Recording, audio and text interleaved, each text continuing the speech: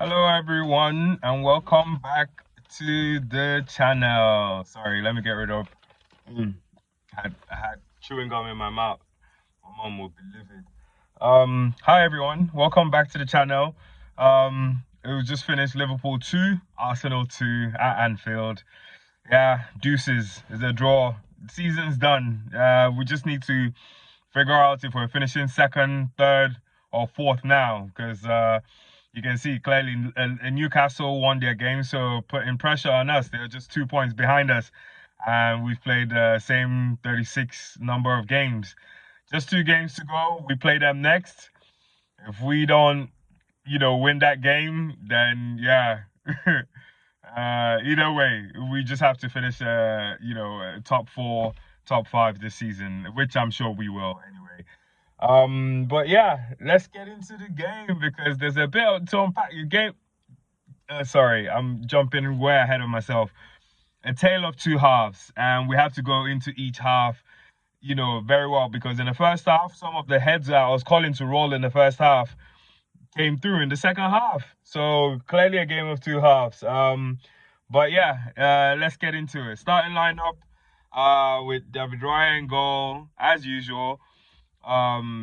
Ben White starting today at a right back position. And William Saliba, Jakub Kivior partnership, the two centre half pairing, and Miles Lewis Kelly as our left back. In the middle, a bit of a difference today. There was no Rice. However, there was still Partey, Odegaard, and Marino filled in for Rice today. Up front, Bukayo Saka on the right, Leandro Trossard down the middle, and Gabriel Martinelli on the left. So yeah, straight into the game. 3 minutes in, we get a good chance. You can see, the intensity was the intent for intensity was there. Let me correct myself because we seemed to start okay, but then it just took a few minutes. Saliba kind of takes a little too long on the ball, loses concentration. Diaz closes in on him.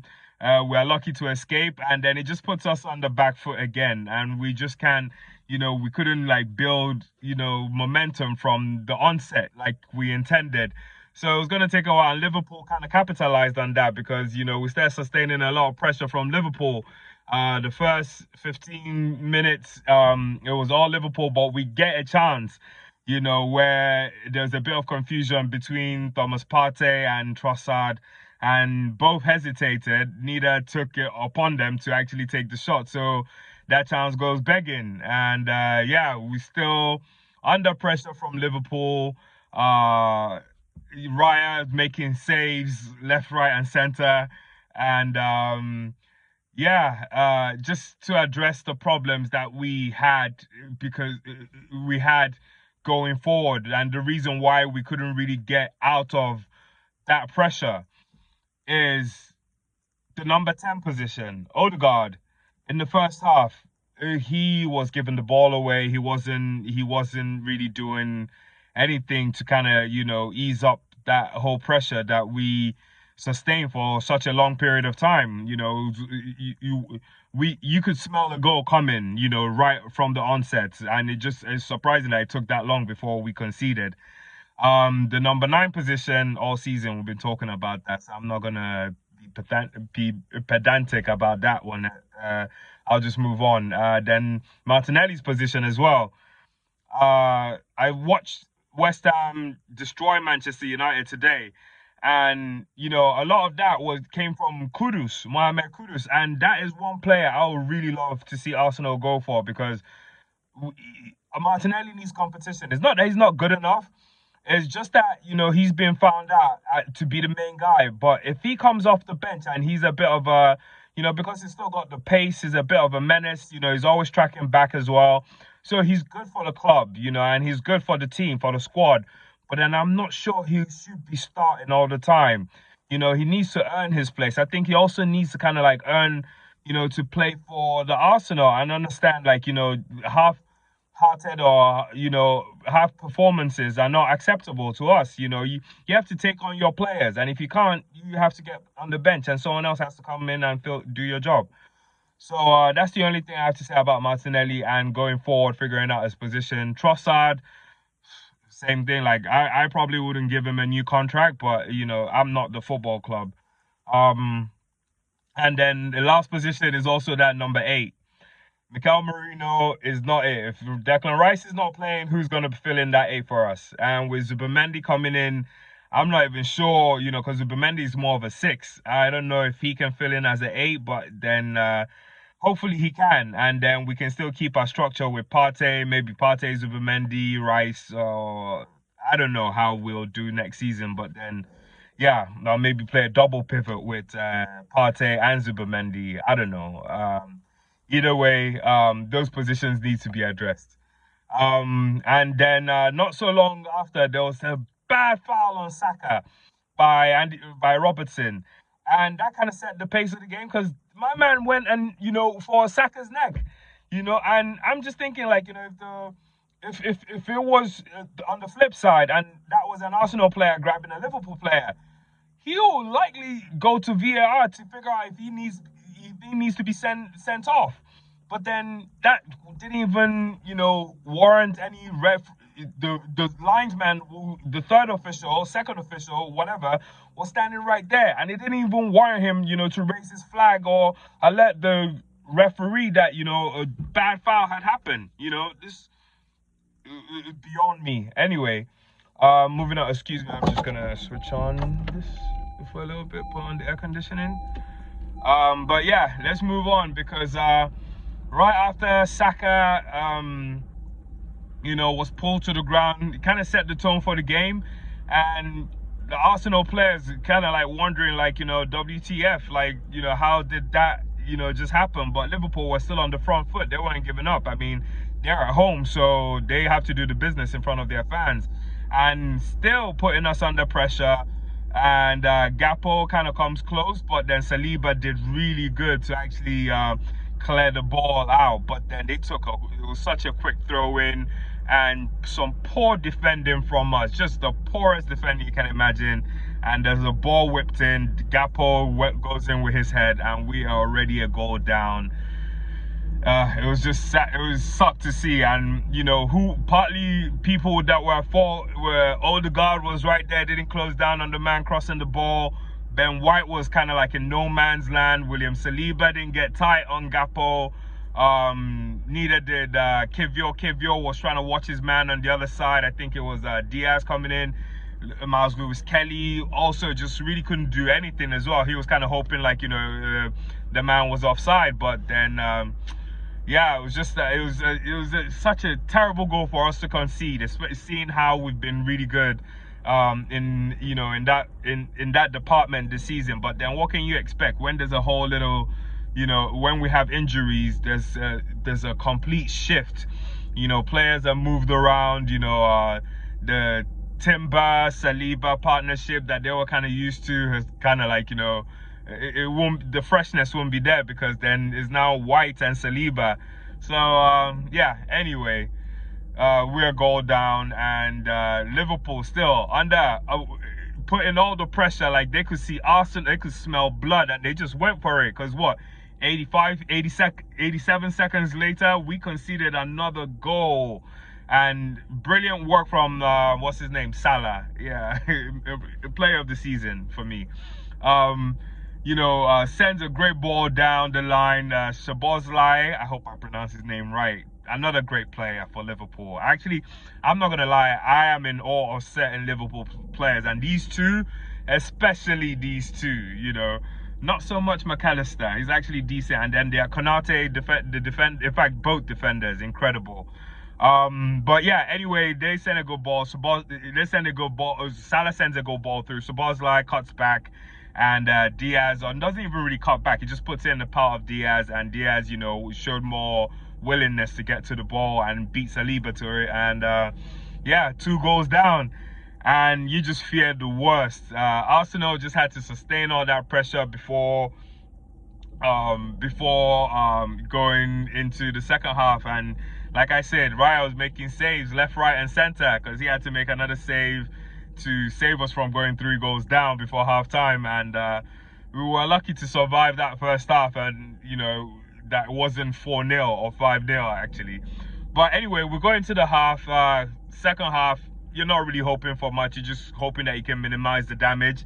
But Arsenal come out firing. Like, you just wonder where this, spirit was when it came to PSG. And however, anyway, we showed heart today. I'm not gonna lie, we showed heart in the second half, because the second half was definitely a game. It was Arsenal showing that their quality as well. And I was proud of the boys in the end. I'm not gonna lie, as much as this game was a much needed win, and we hardly win at Anfield, so actually hoping for a lot. But then I'm really proud of the performance that they put in the second half, because straight up second half, 3 minutes, not 3 minutes in, about a minute in, we get a chance. Merino, but he misses, or he doesn't actually miss. Odegaard kind of blocks his chance, and we couldn't really test Alisson to see if he was going to make the save or not. But then we soldier on. You could see a bit more movement in the forward line. Martinelli kind of switched up to switch positions with Leandro Trossard, and moved into the 9 position, and then Trossard moved into the left. And that really worked well for that short stint. It worked well, because we found the ball through the left, and it gets to Trossard. Trossard kind of hesitates, but then takes a good cross. It puts in a good cross, and Martinelli just heads the ball. Good contact with the ball, and we are 1 goal in, and just like that, it was 2-1. But yeah, you can see Arsenal came out in the second half, and they started playing some good football. And some of those positions I mentioned in the first half that we need to address, like the number 10 position, he ended up trying to be the man of the match today. I'm not gonna lie, he's a contender for man of the match for what the performance he put in the second half. Odegaard really came through. Trossard had a chance in the 58th minute or so, but yeah, it goes begging, and it was brilliant play from Saka, but Trossard just couldn't convert, and you could see the pressure was building. Ben White played his best game this season.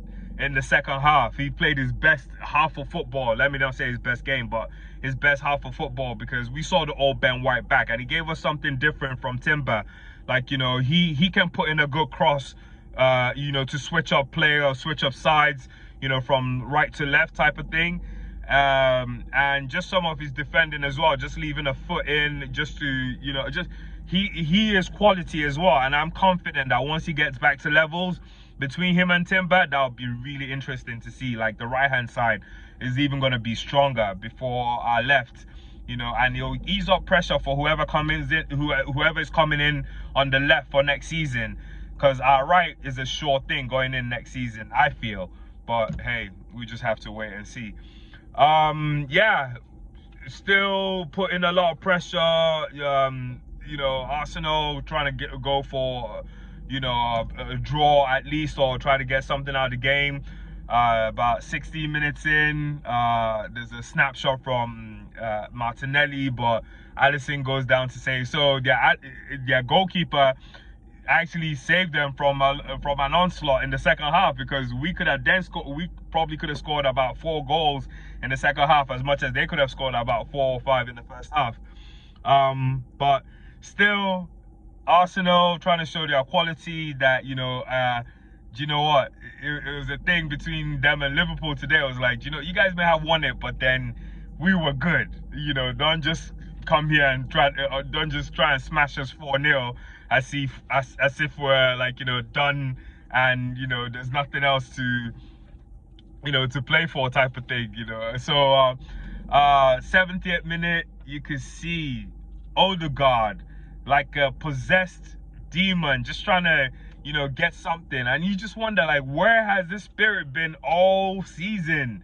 We needed you to come through, especially in the games that did matter. But I guess their pride did matter today, and if they'd lost today and they lost bad today, I would have feared the worst for next season, or just the mood going into the summer. But with this result, they've got a lot to build on. So Odegaard charging in, takes the best shot he's taken this season. Saved by Alisson off the woodwork, but Merino is there to head the ball in. And just like that, we're level. And we finished the game good. I'm just going to end there because we do finish the game good. We're still putting them under pressure. Robertson probably should have scored, at some point, before full time. And even in extra time, Odegaard should have scored as well. He had a good chance. He probably could have laid off for either Martinelli or Zinchenko, but he chose to go, himself. And I like that. I like that he went for that himself and didn't try to give up responsibility, because that's what he's been coming under criticism for. And going into next season, he has to step up. So you know what? At the end today, what I saw today was, I'm going to speak for Arsenal. It was Arsenal saying to themselves, look, we have had a decent season, regardless of, not finishing top or not getting the trophy this season, considering everything that we've come up against. It's not making excuses, but at the end of the day, you need to look at it. Like, we matched Liverpool today. Both halves. Liverpool had one half and we had the second half. And this is us doing this with a makeshift striker. So many guys that have gone, the whole season that, we didn't have available. And referee decisions, coming back to that, Robertson challenge on Saka and stuff, and just saying, like, some of these things are, it's just what it is. And we were able to dig through all this adversity and still be where we are. It's not getting silverware sucks. I've been used to it. It's been, how many years no silverware? And I'm going to now lose my head this season. Nah, man. We've lost our heads already. So just be cool and just, see what happens. There's only so much you can do at the end of the day. So, yeah, I'm proud of the boys today. They showed heart, and we go again next season. In fact, we go again next weekend, because it's not an easy game against Newcastle. But still, regardless, I'm sure confident we're finishing in the top 5. So at this point, I'm actually quite indifferent where we finish on the table. Yeah, I was gonna give ratings. Yeah, quick one on ratings. Gone way over time. What the hell? Just give the ratings. Raya, I give Raya 5. Average, conceded 2 goals. Ben White gets a 6, above average because of his performance in the second half. William Saliba gets 6 as well. He did okay. He could have done better, but yeah, that first goal we conceded, all of them duck a point for them. If not, they would have been like 7s and 8s today. Same with Kivior, gets a 6. Miles Lewis-Kelly, man of the match for me. Man of the match, gets an 8. Man of the match, lock Saka up. Saka was only able to have a few brief moments, but frustrated Saka. Love the heart he showed, man. Miles Lewis-Kelly, I can't sing enough praises for this guy, man. I'm just gonna leave it until next season, and he has like 2 seasons in a row where he's proved himself. Then I'm gonna start singing, from here to the ends of the world. In the middle, Partey had a good game. Partey, I'll give a 7. Odegaard, because of that second half performance, I give Odegaard a 7 as well, if not close to an 8, but a 7.